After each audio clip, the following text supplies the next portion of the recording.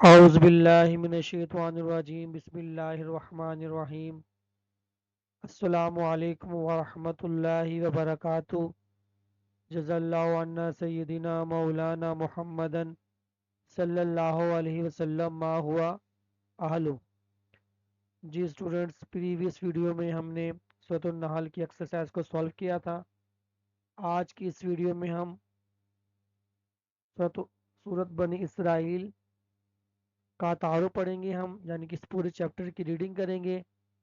تو ریڈنگ کرنے سے پہلے آپ سے گزارش ہے کہ ہمارے چینل کو سبسکرائب کریں، ویڈیو پسند آئے لائک کامنٹس اور شیئر کریں، اور بیل آئیکن کو لازمی دبائیں تاکہ ہماری آئندہ ویڈیو آپ تک بر وقت پہنچ سکے۔ اس کا تعارف پڑھتے ہیں۔ سورۃ بنی اسرائیل کو سورۃ السبحان اور سورۃ الاسراء بھی کہا جاتا ہے، یعنی کہ سورۃ بنی اسرائیل کے دو نام اور ہیں، سورۃ السبحان اور سورۃ الاسراء۔ یہ 17 نمبر صورت ہے تو یہ آپشن کے طور پر آ سکتا ہے۔ یہ ترتیب کے لحاظ سے سورۃ بنی اسرائیل کا نمبر کون سا ہے اور اس کے دو نام کون سے ہیں۔ اس میں 12 رکوع اور 111 آیات ہیں، یہ بھی آپشن کے طور پر بن سکتا ہے۔ یہ صورت 15ویں پارے میں موجود ہے۔ یہ صورت مکی ہے۔ اس صورت کے آغاز میں نبی کریم خاتم النبیین صلی اللہ علیہ وآلہ وصحابہ وسلم کے سفر معراج کے ایک مرحلہ کا تذکرہ ہے۔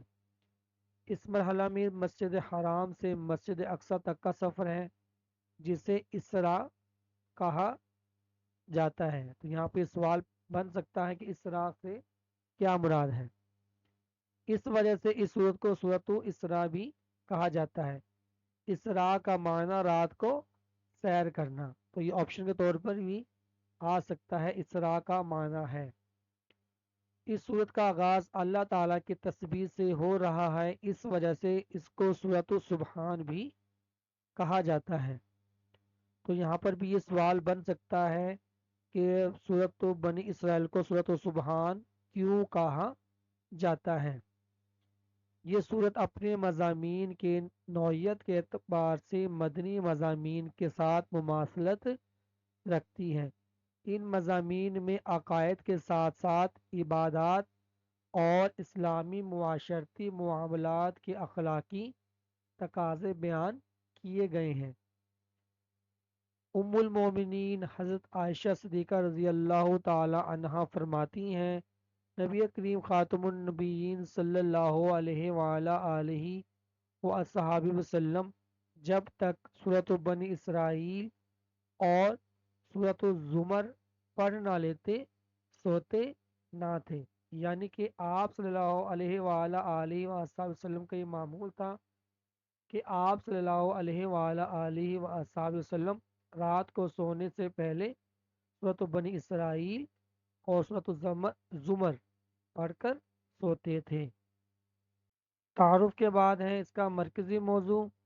سورۃ بنی اسرائیل میں آپ خاتم النبیین صلی اللہ علیہ وآلہ وصحابہ وسلم کو اللہ تعالیٰ کی عظیم نشانیاں دکھانے کا ذکر کیا گیا ہے، نیز اسلامی عقائد و عبادات اور معاشرتی آداب بیان ہوئے ہیں۔ اس کے بعد ہے سورۃ بنی اسرائیل کا بنیادی مضامین۔ سورۃ بنی اسرائیل کا آغاز نبی کریم خاتم النبیین صلی اللہ علیہ وآلہ وصحابہ وسلم کے عظیم معجزہ معراج سے ہوا ہے۔ اللہ تعالیٰ نے آپ خاتم النبیین صلی اللہ علیہ وآلہ وصحابہ وسلم کو رات کے انتہائی قلیل وقت میں مسجد حرام سے مسجد اقصی، سدرۃ المنتہا اور لامکان کی سیر کروائی۔ معراج میں بلندی اور اسراء میں سیر کا معنی پایا جاتا ہے۔ سفر معراج میں نبی کریم خاتم النبیین صلی اللہ علیہ وآلہ وصحابہ وسلم کی مختلف انبیاء کرام علیہ السلام سے ملاقاتیں ہوئیں۔ آپ خاتم النبیین صلی اللہ علیہ وآلہ وصحابہ وسلم نے انبیاء کرام علیہم السلام کی امامت کروائی، جنت، دوزخ اور عرش و کرسی کو دیکھا، اور آپ خاتم النبیین صلی اللہ علیہ وآلہ آلہ و اصحابہ وسلم کو اچھے اور برے لوگوں کے انجام سے آگاہ کیا گیا۔ سورۃ بنی اسرائیل میں والدین کے حقوق کا تذکرہ کیا گیا ہے۔ والدین کے ساتھ احسان کا حکم دیا گیا ہے۔ احسان کا مطلب ہے والدین کے حق سے بڑھ کر ان کی خدمت کرنا۔ کلمہ اف سے مراد کوئی بھی ایسی بات یا عمل ہے جس سے انہیں تکلیف ہو۔ اس کے بعد والدین کے ساتھ بات کرنے کا ادب سکھایا گیا ہے کہ ہمیشہ جب بات کرو تو عزت والا کلمہ ہو۔ عزت والے کلمہ سے مراد یہ بھی ہے کہ والدین کو ان کا نام لے کر نہ پکارا جائے، چلتے ہوئے والدین کے آگے نہ چلا جائے، وہ گھر یا کمرے میں آئیں تو کھڑے ہو کر ان کا استقبال کیا جائے، جہاں عمومی طور پر وہ بیٹھتے ہیں وہاں بیٹھنے سے پرہیز کریں، یعنی کہ پرہیز کیا جائے۔ اگر وہ کھڑے ہوں تو ہمیں بھی کھڑے ہو جانا چاہیے۔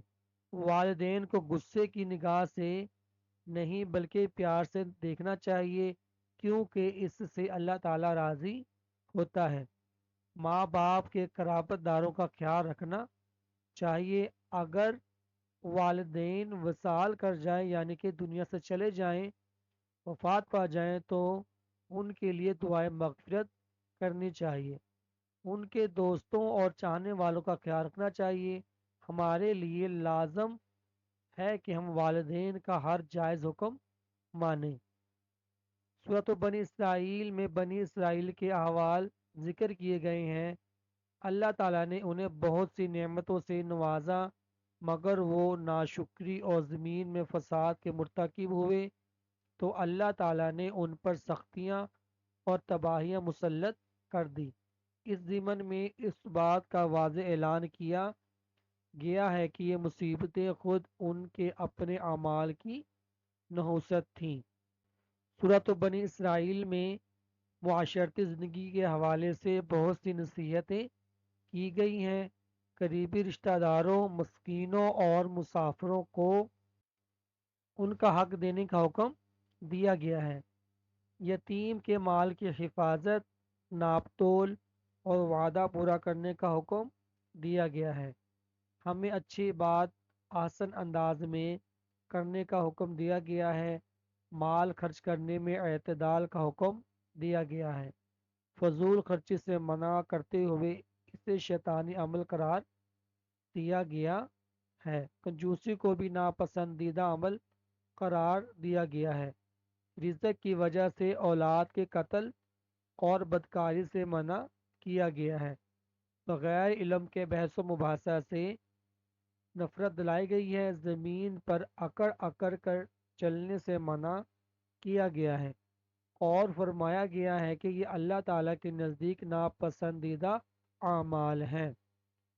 سورۃ بنی اسرائیل میں ذکر کیا گیا ہے کہ قرآن مجید تھوڑا تھوڑا کر کے نازل کیا گیا تاکہ پڑھنے اور سمجھنے میں آسانی ہو۔ یہ قرآن مجید ہدایت دیتا اور مومنین کو خوشخبری سناتا ہے۔ اس میں نصیحتیں ہی نصیحتیں ہیں۔ جب اہل ایمان اس کی تلاوت کرتے ہیں تو ان کے دلوں میں اللہ تعالیٰ کا خوف پیدا ہو جاتا ہے، وہ سجدے میں گر جاتے ہیں اور اللہ تعالیٰ کی حمد و ثنا کرتے ہیں۔ لیکن جب مشرکین سنتے ہیں تو ان کی نفرت میں اضافہ ہو جاتا ہے۔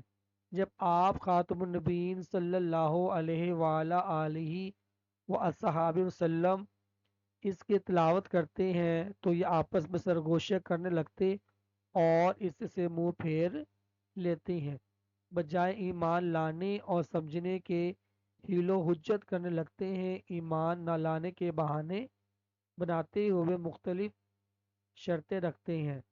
اللہ تعالیٰ نے یہ بات واضح بیان کر دی کہ یہ لوگ کبھی بھی ایمان نہیں لائیں گے۔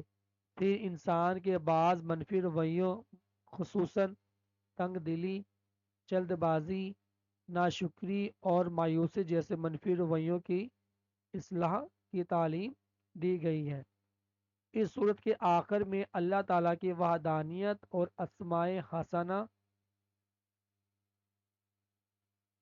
کا ذکر کیا گیا ہے۔ تم اللہ تعالیٰ کو جس بھی نام سے پکارو اس کے سارے نام بہت ہی پیارے ہیں۔ اس کی کوئی اولاد نہیں، وہ اکیلا پروردگار ہے، وہ تمام مخلوقات کا تنہا مالک و خالق ہے، اس کی بادشاہی میں کوئی اس کا شریک نہیں۔ سبق کے آخر میں دعائیں ہیں، تو ان دعاؤں کو ہم زبانی یاد کر سکتے ہیں۔ اس کے ساتھ ہی آج کا یہ لیکچر ختم ہوا۔ اس لیکچر میں ہم نے سورۃ بنی اسرائیل کی ریڈنگ کی۔ اس کی ایکسرسائز کو سولو کرنے کے لیے ہماری نیکسٹ ویڈیو کا انتظار کریں۔ ملتے ہیں نیکسٹ ویڈیو میں، جب تک کے لیے اللہ حافظ، اپنا خیال رکھیے۔ السلام علیکم ورحمۃ اللہ وبرکاتہ۔